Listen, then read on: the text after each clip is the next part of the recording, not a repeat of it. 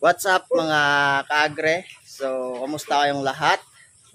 At panibagong araw, no? Panibagong maisishare na naman sa inyo tungkol sa pag-aalaga ng baboy. At ito nga, kakatapos ko lang ng pakain sa kanila, no? So, update ko lang kayo at yung nakaraan niya ay kinuha na yung aking mga biik dito mga kaagre, no? So, walong piraso yung kinuha. Tapos yung natira ay itong tatlo na lang mga kaagre, no? So, ayun nga. At sa pagkuha nila ay siyempre dahil uso ngayon yung ASF dito, hindi ko na sila pinapasok mga kagre, no? So pinahantay ko lang dun sa labas at ako na lang yung nagpalabas ng mga biik kasi nga no choice naman sila at hindi naman sila makapili kasi nga isang buong inahin sana yung kukunin nilang biik mga kagre, no? So dahil sabi ko kung hindi aabot pa ng December na ganito yung sitwasyon dito na hindi at matapos na yung ASF o hindi dito makaabot o hindi ako matamaan mga kagre ay yung iniwan ko na tatlo ay yun, doon na naman ako sisimula, no? So kahit ganyan ay makakapag-umpisa na naman ulit sa paggawa ng inahin, no? So yung tatlo kasi na yan, yan yung pinaka bibo, no? Pinaka maganda na mga babae doon sa magkakapatid, no? So 6 sila na babae. Yung tatlo na to ay ito yung napili ko mga kagre, no?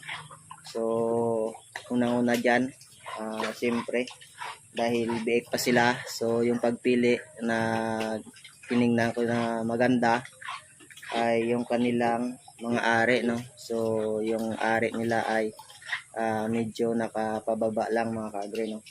So ayan, hindi pa naman makikita o hindi pa naman malalaman kung maganda talaga yung kanilang pangangatawan, no? Sa gagawing inahin kasi sila ay biik pa nga. So yung unang tiningnan ko lang ay yung kanilang ari mga kagre, no? So malalaman ko yan pag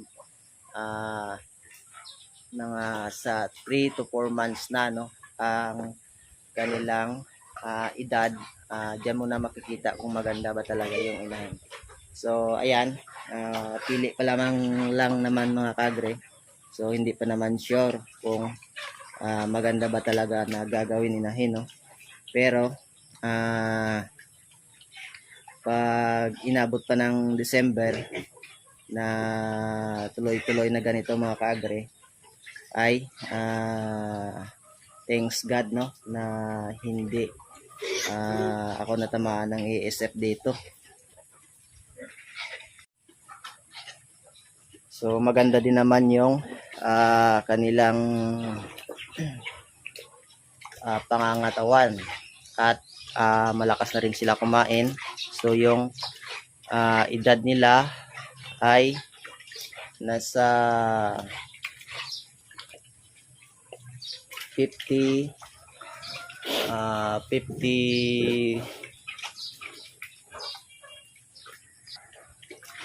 54 days, no, simula nung pinanganak. So ito na yung katawan nila. Okay naman.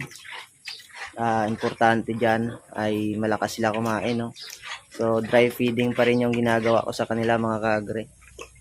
At syempre may inuman naman sila, may tubig naman palagi yung kanilang drinker.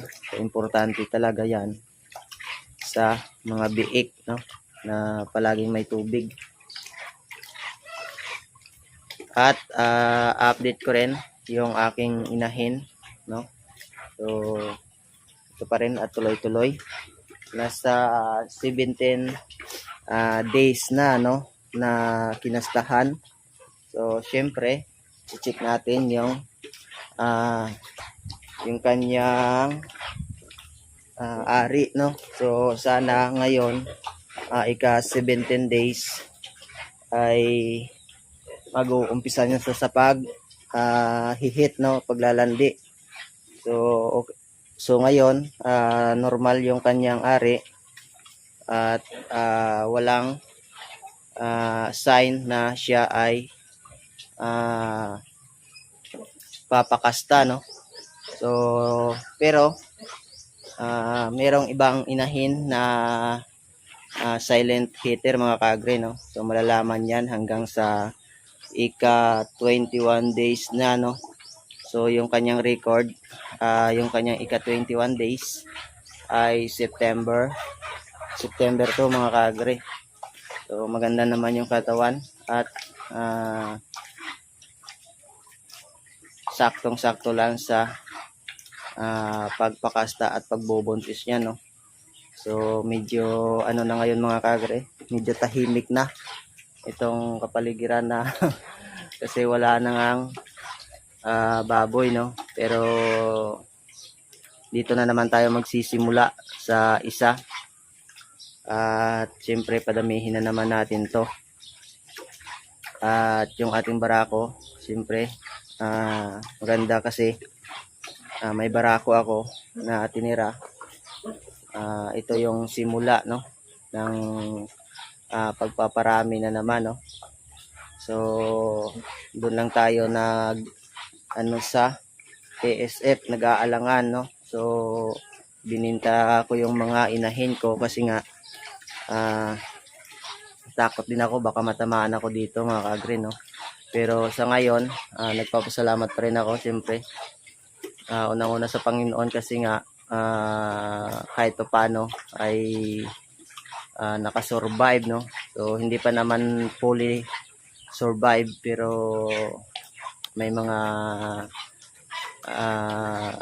gamot na tayo para makaiwas sa ASF kaya ganyan may natira sa atin at hindi ako natamaan dito mga kaagre, no. So ito yung tatlong mga biik na tinira ko, sana ay maganda lang yung kanilang pangangatawan hanggang sa pagtanda nila, no, na gagawing inahin mga kaagre. So yun nga, update ko lang kayo mga kaagre. Shout out sa inyong lahat, happy farming at tuloy-tuloy lang tayo sa pagbahagi ng ating ginagawa sa araw-araw, no? So hanggang dito na lang muna mga kaagre, update, at God bless po sa inyong lahat. Maraming salamat sa antabay sa aking channel mga kaagre, no?